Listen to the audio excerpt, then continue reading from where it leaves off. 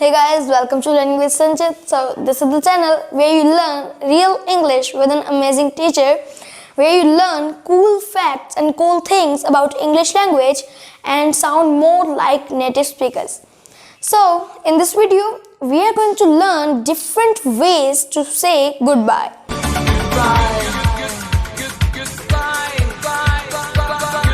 So goodbye is really boring. Goodbye is something that you have learned during your first English class, that you have used 1,000 of times already.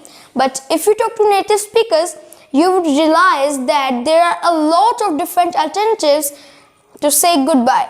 So in this video, we are going to learn them, and first we are going to understand what people mean, and second, you are going to learn them yourself.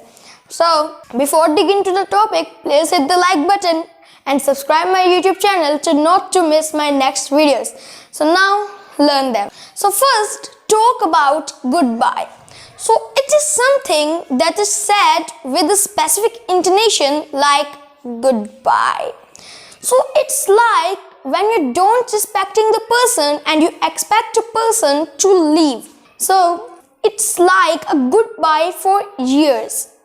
And the word sounds like farewell. So it comes from two words. Fair means happen and well means good. So I wish that something good will happen to you. And the word farewell has a romantic and arcade meaning to comparing to goodbye. Farewell. Farewell. So now our next alternative is take care. So when you expect a person to see regularly, so you can use this phrase. So for example, when you're talking to a banker, when you're talking to your doctor, or when you're talking to your colleague, so you can use this phrase in the end of your conversation. Take care. Take care.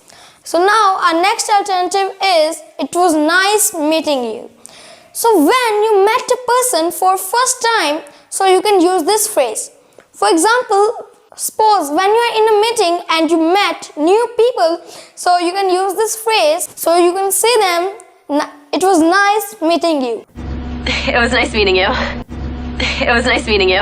So now our next alternative is I'll look forward to our next meeting. So when you finish your first business meeting and after that you expect another business meeting, so you can use this phrase, I look forward to our next meeting. So now our next alternative is have a nice day. So when you go for shopping and after that, when you are going to leave, so the salesman say, have a nice day. So now our last alternative is I'm off.